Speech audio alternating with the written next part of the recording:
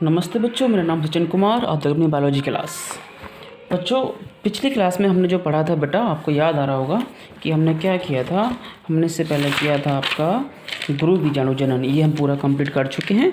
आपको पता पड़ चुका है कि एक गुरु बीजाणु मात्र कोशिका से सिर्फ एक ही गुरु बीजाणु बनता है और जो कि भ्रूण कोश को विकसित करता है आगे, जिसको मादा युग्मोद्भिद भी कहते हैं। ये क्लास हम कर चुके हैं। आज का जो टॉपिक है आपका, इस चैप्टर में एक नया हेडिंग आएगा और ये है आपका परागण। आज का जो बेटा टॉपिक है ये इम्पोर्टेंट है। क्योंकि इम्पोर्टेंट इसलिए है क्योंकि ये लॉन्ग में तो नहीं आता, बट इससे शॉर्ट क्वेश्चन हमेशा आता ही आता है। बोर्ड एग्जाम की बात करें या आप अपने कॉलेज एग्जाम की बात करें तो इसमें से क्वेश्चन बनता ही बनता है। तो परागण क्या होता है, देखो इससे याद करने के लिए हम सिंपल आपको यहीं आज याद करा देंगे। आपको ज़्यादा घर पे रटने वाली कोई बात इसमें नहीं है। तो सिंपल सी क्या चीज़ है, परागण की क्या होता है कि पराग कणों का, गौर से सुनना और इस बात को चाहे लिख लेना नोट करके, ऐसे ही मैं आपको पिक नहीं भेज रहा हूँ आज। पराग कणों का पराग कोश से निकल कर, ध्यान आ रहा है ना, कुछ पराग कोश में तो रहते हैं पराग कण, पराग कोश से निकल कर वर्तिकाग्र पता पड़ रहा है, मादा भाग की बात हो रही है। परागकण तो नर युग्मक है कि नहीं है। हाँ, तो पराग कणों का पराग कोश से निकलकर वर्तिकाग्र तक पहुंचना ही परागण कहलाता है। सिंपल, कहानी खत्म। एक लाइन की डेफिनेशन है, आपको याद होनी चाहिए। इसमें होना क्या है कि परागण की क्रिया के बाद में देखो निषेचन होता है। और निषेचन कैसे होगा, जब भैया नर युग्मक और मादा युग्मक आपस में एक दूसरे के साथ मिलेंगे। तो मिलेंगे कैसे भैया, जो परागकण है जो नर युग्मक है वो ही जाएगा आपके मादा युग्मक की तरफ। तो परागकण नर युग्मक हुए तो परागकण जो है कहाँ से निकलते हैं, परागकोश से।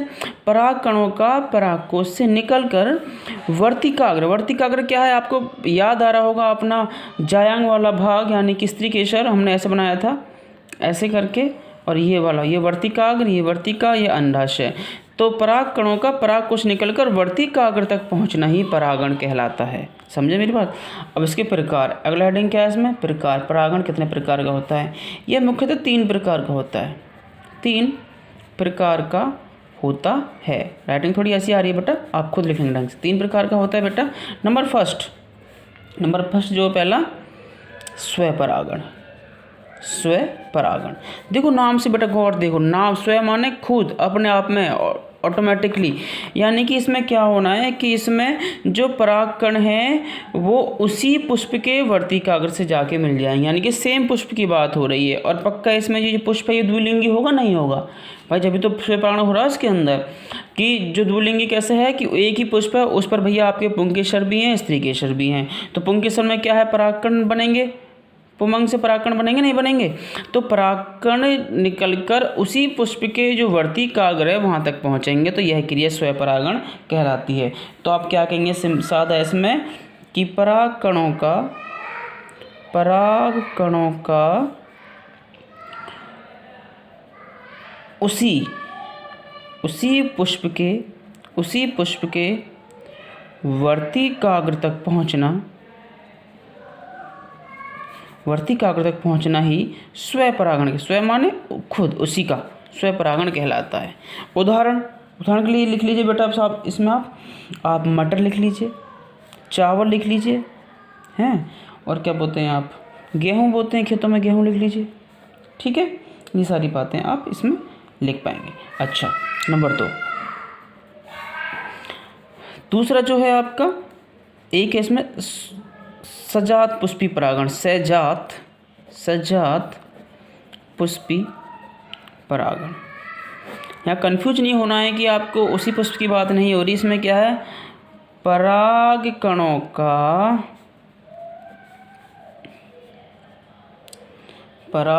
का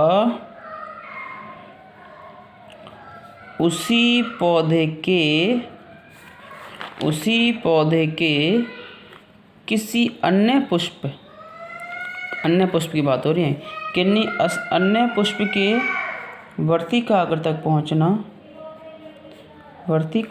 पहुंचना ही सहजात पुष्पी परागण कहलाता है। सहजात पुष्पी परागण कहलाता है। ठीक है बेटा, समझ पाए मेरी बात? देखो मैं इसमें क्या कहना चाह रहा हूँ, यानी कि कोई प्लांट है, कोई पूरा पौधा है, मान लो ये पूरा प्लांट है, इसमें एक फ्लावर यहाँ लगा हुआ, एक फ्लावर यहाँ लगा हुआ है, तो इसके जो पुंकेसर से जो परागकण निकलेगा वो इसके वर्ती कागज पर जाएगा। तो ये तो हो गया आपका पहला वाला स्वयं परागण। ये इसी पौधे के किसी अन्य पुष्प के वर्ती कागज पर जाएगा तो ये कहलाएगा आपका सजात पुष्पी परागण। को ध्यान आ रहा है आपको? ठीक है, सजात पुष्पी परागण कहलाता है। ठीक है, उदाहरण के लिए कुकुरबिटेसी फैमिली होती है, कुकुरबिटेसी कुल, इनमें सब में ऐसी होता है। और भी होते हैं बहुत सारे, बट आपको याद क्या है, कुकुरबिटेसी आप आसानी से याद कर पाएंगे। नंबर 3 जो लास्ट है इसमें पर परागण। पर माने पराया, पर परागण। अब पर से समझ जाओ कि यह किसी अन्य की बात हो रही है, मतलब कि इसमें जो पूरा प्लांट है वो चेंज हो जाएगा। इसमें क्या होना कि जो प्लांट का किसी भी पुष्प का जो परागकण है वो निकलकर किसी अन्य पौधे के या किसी अन्य जाति के पौधे के जो पौधे पर जो पुष्प होगा उसके वर्ती कागज पर पहुंचेगा। ठीक है, समझ पा रहे हैं? तो इसमें क्या लिखेंगे आप, पराग कणों का पराग कोश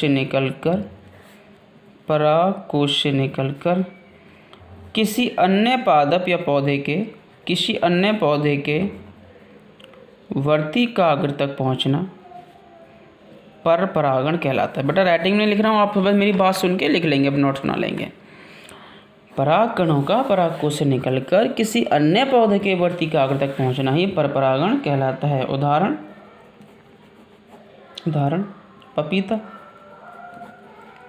मक्का। ठीक है, तो ये पपीता वगैरह आप याद रखेंगे। ठीक है, सिंपल आपको ये चीज़ें हो गई, आपका परागण टॉपिक यहाँ पर ख़त्म हो जाता है। अब परागण के बाद में आपको क्या याद रखना है कि परागण की विधि, एग्जाम में जो पूछता है वो क्या पूछता है कभी कभी कि जो पर परागण है इसकी विधियाँ बताइए। तो बेटा आज के टॉपिक में कवर कर लेते हैं इनको भी, थोड़ी सी विधियाँ हैं। पर परागण की विधियाँ, सिंपल सा टॉपिक है, याद रखना। नंबर एक पहली वायु परागण। नाम से पता पड़ रहा है वायु के द्वारा परागण होना है इसमें। वायु के द्वारा जो है परागकण किसी अन्य पौधे के वर्ती काग्र तक पहुंचते हैं। ठीक है, और क्या लिखना है इसमें, उदाहरण लिख लो इसमें, गेहूँ, जई, मक्का। गेहूँ में भी ऐसे हो सकता है, मक्का में हो सकता है, ठीक है, जई में।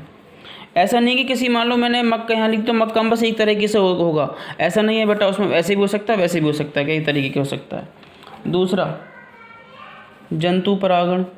नाम पता पड़ गया कि जंतुओं के द्वारा होगा, इसमें नहीं होगा कि पुष्पों में जो होता है। आप ऐसा लिख सकते हैं, यहाँ पे वायु परागण लिखा, इसके आगे कि इस प्रकार की विधि में जो परागकण है वो वायु के द्वारा एक किसी अन्य पुष्प के या किसी अन्य पुष्प के वर्ती काग्र तक पहुँचते हैं। ऐसे जंतु परागण क्या है कि इस प्रकार की विधि में जो परागकण होते हैं वो जंतुओं के साथ या जंतुओं के द्वारा किसी अन्य पुष्प के वर्ती काग्र तक पहुँचते हैं। जैसे कि कीट हो गए, पक्षी हो गए, चमगादड़, हाथी, मनुष्य आदि जो निकल के गए, आपके साथ परागकण लग गए, वो कहीं और जाकर छूट गए, वहाँ छुपक गए। ठीक है ना, तो ये जंतु परागण कहलाता है। अच्छा भैया, जंतुओं में ऐसे ही बहुत सारे आएंगे कि कीट के द्वारा हो गया, पक्षी के द्वारा होता है। ठीक है, नंबर 3 जो मैंने आपका जल परागण, इसका उदाहरण लिख लो जंतु परागण के। बेटा बहुत सारे उदाहरण होते हैं बेटा, एक आध थोड़ी ना होता है इसके, जंतु पर बहुत सारे उदाहरण होते हैं। कुछ भी लिख लो, जैसे कि अंजीर लिख लो, बनफशा, तंबाकू का पौधा, मक्का। ठीक है, बहुत सारे हैं ऐसे, कुछ भी लिख दो। जल परागण के लिए मैंने क्या बताया आपको, जल परागण की जल के द्वारा परागण होता है। जल के द्वारा देखो ज़्यादा कुछ में नहीं होता है, जैसे कि आपकी, मैं उदाहरण के लिए पहले लिख देता हूँ, समुद्री घास होती है। ये समुद्र में तो जल के द्वारा ही होगा ना, समुद्र में जो रहते हैं चीज़ें, तो समुद्री घास हो गई आपकी। इसके अलावा आपका जोस्टेरा हो गया, जोस्टेरा नाम का एक पौधा होता है। वेलिशनेरिया हो गया, वेलिशनेरिया। इस पौधे में क्या होता है, मान लो कोई तालाब है, इसमें ये पौधे दोनों जल के अंदर रहते हैं। नर पौधा अलग होता है, मादा पौधा अलग होता है, दोनों जल के अंदर रहते हैं। अब क्या होता है कि नर पौधा अपने पुष्प बनाएगा, यानी कि नर पुष्प बनाएगा और उन्हें छोड़ देगा, तो पानी में तैरते तैरते यहाँ सरफेस पे आ जाएंगे। और वहीं पर जो मादा पौधा है, इसका जो वर्तिकाग्र वो लंबा हो जाएगा, वो छोड़ेगा नहीं, अटैच रहेगा पर लंबा हो जाएगा और एक प्यालेनुमा कप के आकार का बना लेगा। और ये जो पुष्प हैं तैरते हुए इसके पास आ जाएंगे और मिल जाएंगे, और यहाँ पर फिर इनका परागण क्रिया हो जाएगी, जिसके फलस्वरूप निषेचन होगा। समझ पाए थोड़ी सी बात को मेरे को? जल परागण हो जाएगा।